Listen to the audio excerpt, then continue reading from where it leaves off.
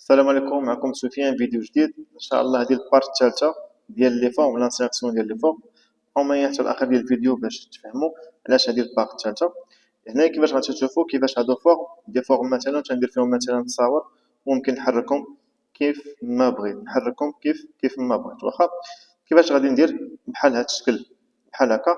بقاو معايا حتى الاخر وغتفهموا كيفاش. غنمشيو للانسيرسيون، غنمشيو لهنايا وغنمشيو لي فورم ديالي بحال هكا. نكليك على الدوائر، ندير مثلا هذه هكا، نعاود من 4 كونترول دي، ها هما جوج، كونترول دي ها 3، كونترول دي، فوالا وها 4 صافي. انا ندير دابا 4 ديال لي فورم ديالي هما هادو. غنكليكي على هذه مثلا، غنمشي لفورمات فورم، اوتوماتيكمون عطاني فورمات فورم.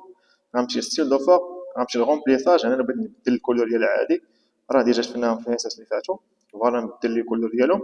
الا بغيت مثلا ندير تيكستور، ندير مثلا الخشب، ندير الرخام، ندير اللي بغيت مثلا ها هو. نجي لهنا مثلا ندير مثلا الرخام، فوالا ها هو دا. ولكن الا بغيت ندير ايماج فهمتيني، هي نيت غومبليساج ونمشي لايماج. ها هي دي هنايا غنمشي لابارتيغ دان فيشي، نكليكي عليها. فوالا ممكن ندير مثلا التصويره هذه مثلا، نديرو هذه مثلا. نجي نكليكي هنا مثلا ونمشي هي نيت ونمشي لغومبليساج ايماج مثلا، نعاود ندير شي ايماج وحده اخرى. هاي دي امبارتيغ دان فيشي. ممكن نجي لهنا وممكن مثلا نهبط مثلا اخر حاجه. فوالا ممكن ندير هذه، هاي شفتها. ممكن نكليكي هنا عاوتاني ونمشي هي نيت ونجي لهنايا مثلا وندير ايماج ونحدد شي ايماج اللي بغيت. كاين بزاف ديال لي زيماج، ما كاينش مشكل ندير الايماج اللي بغيت وندير حتى حيت لا، ما كاينش مشكل.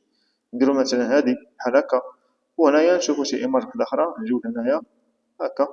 بالنسبه للتصاور راه تتكون تيليشارجي انت ديجا عندكم انت تيليشارجيو في البيسي ديالك، تدير التصاور اللي بغيتي. انا بحال هكا مثلا غندير هادشي اللي عنده علاقه بالانفورماتيك بحال الشكل بحال هكا. نتمنى الشرح ديالي يكون واضح وسهل، وعرفتوا كيفاش ديروا واحد التصاور مثلا ديرهم في واحد لي فورم. المهم تكونوا فهمتوهم. نتلاقاو فيديو جديد والله يدير الخير.